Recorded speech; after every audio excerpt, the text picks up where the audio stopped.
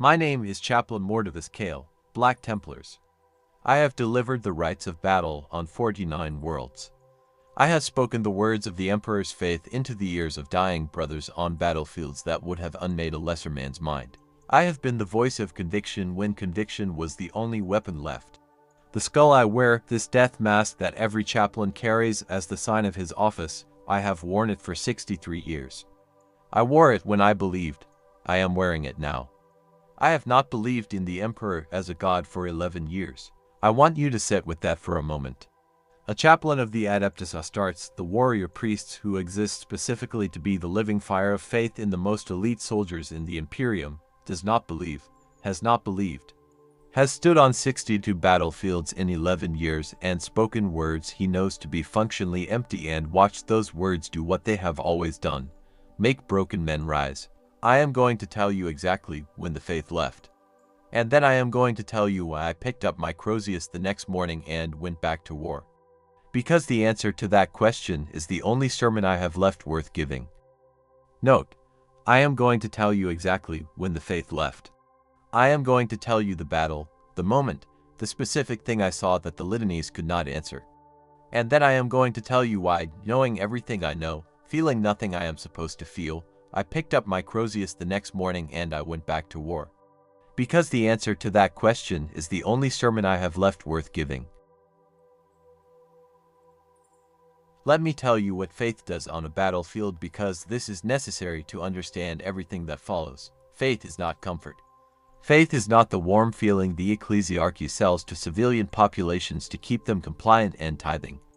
In the Adeptus Astartes, faith is a performance enhancer in the most literal biochemical sense. A space marine who believes truly, functionally believes, that he is the instrument of a divine will, that his death has cosmic significance, that the Emperor himself watches each swing of his blade, that space marine accesses physiological states that the same marine in doubt cannot reach. The pain threshold shifts, the fatigue response shifts, the decision latency under fire, the ability to continue when every rational calculation says stop, all of it shifts. I had measured this, not theoretically, in combat, across 52 years of battlefield ministry. I had watched brothers in the grip of genuine faith do things that my apothecary colleagues confirmed were physiologically impossible.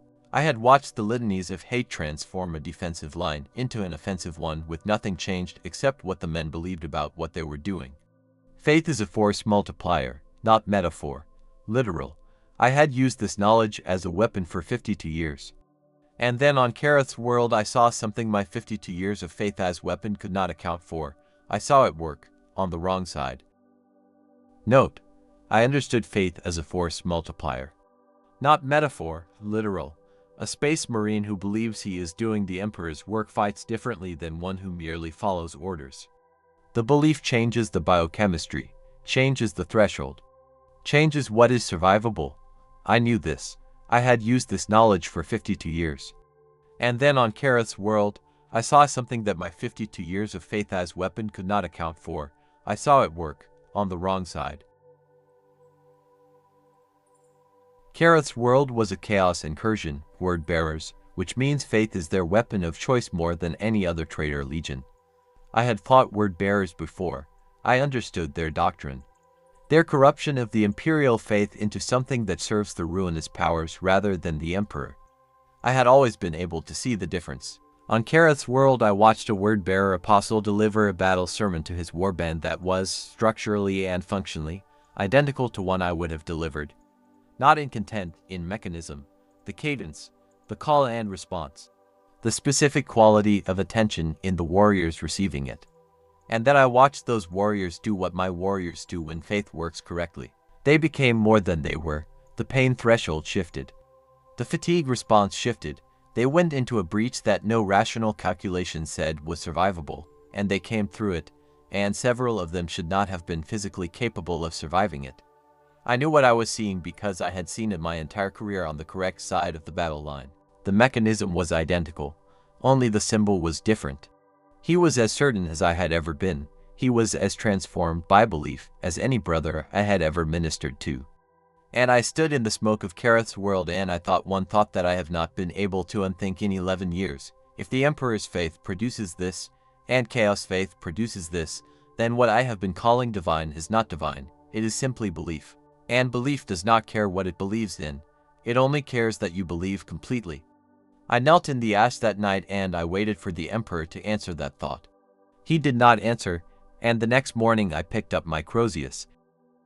Note: I stood there in the smoke of Kareth's world and I thought one thought that I have not been able to unthink in 11 years, and I waited for the Emperor to answer that thought. But he did not answer, still he has not answered. And the next morning I still picked up my Crozius.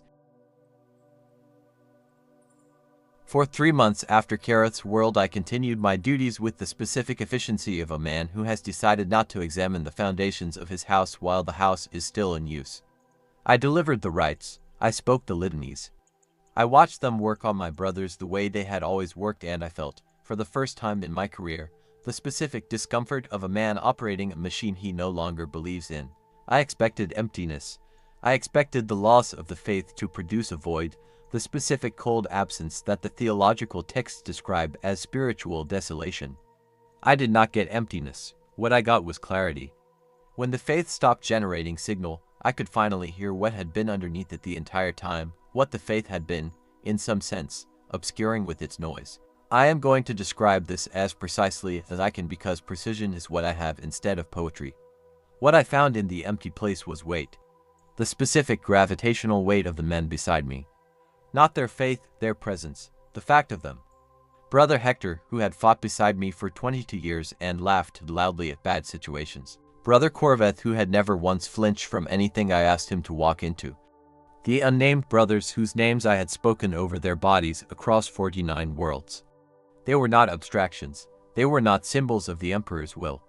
They were specific, irreducible, completely non-theological realities that the universe had, for reasons I cannot account for, produced, and that I had, for reasons I understand completely, decided to protect. I found, in the place where faith used to live, something the catechisms never taught me to name. And I discovered I would walk into any darkness, speak any words, wear any mask, to keep that weight in the world. Note: I found, in the place where faith used to live, something the catechisms never taught me to name. Not the Emperor, not the Omnissiah, not any sanctioned designation. What I found was the specific weight of the brothers standing beside me. Their specific, irreducible, non-theological reality, not what they believed, what they were.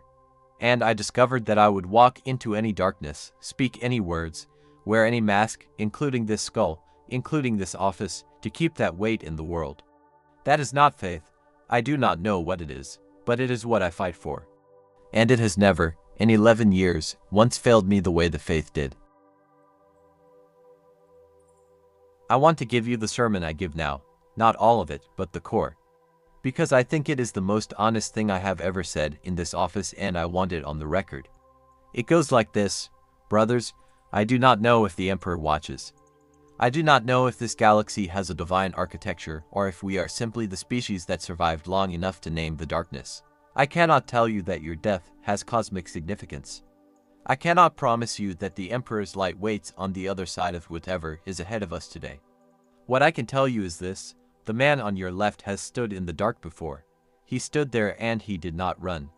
The man on your right has bled for you in ways you do not know about and will never know about because he did not consider them worth mentioning. The brothers behind you and the brothers ahead of you are the most extraordinary things this species has ever produced, not because of what they were born with, not because of what was done to them, but because of what they chose every single day to be. That is not theology, that is fact. And if there is anything in this universe worth dying for, it is the fact of that. Now pick up your weapons. We have work. That is the sermon I give now. I have given it on 16 battlefields. It has not once failed to do what the old words used to do. And I think I understand why. Because it is true. And the brothers can feel the difference between a truth and a performance, even if they cannot name it. Brother Hector came to me after that engagement. He said, "Chaplain, I have served beside you for 22 years. I have heard you deliver the rites 1,000 times, and today was different. Today I believed every word as if I were hearing them for the first time." He asked me what had changed. I told him, nothing. I lied. Everything had changed, but the effect, the force multiplication, The physiological transformation, the specific grace that faith produces in fighting men, was the same. Because I had found something that generates that effect without requiring the theology. The brothers do not need me to believe in the Emperor. They need me to believe in them, and that I have never once doubted. The skull. You want to know about the skull. Every tribunal I have ever appeared before wants to know about the skull. Whether a chaplain who does not believe has the right to wear it. Whether the office is diminished by a man who performs its functions without the substance behind them. I have thought about this question for 11 years. Here is where I have arrived. The skull is a death mask. It is the face of mortality placed over the face of a warrior priest. Its original function, the theological function the chapter teaches, is to remind the brothers that their chaplain has looked upon death and accepted it in the name of the Emperor. That is what it meant when I believed. Here is what it means now. I have looked upon the death of 62 brothers. I have spoken their names over their bodies. I have stood in the specific gravity of their absence, and I have continued, not because the Emperor asked me to, not because theology required it, but because the brothers, who are still standing, needed someone to stand with them. The skull marks a man who has been to the furthest edge of what this work costs and has not turned back. That is what I wear, not a theological symbol, a true one. I did not lose my faith and become something less. I lost my faith and found what was underneath it, something the faith was always pointing toward but could never quite become. The brothers beside me, the weight of them, the irreducible, non-negotiable, completely non-divine fact of them, that is what I serve, that is what I have always served. I simply did not know it until the Emperor stopped answering. The skull is still the right mask for that. And every morning I put it on, and I go back to war. Chaplain Mordavus Kael puts the skull on every morning, not for the Emperor. For the specific, irreducible, non-theological weight of the brothers beside him. If that landed somewhere in you, if you recognize something in what he found in the empty place, like, share, and subscribe.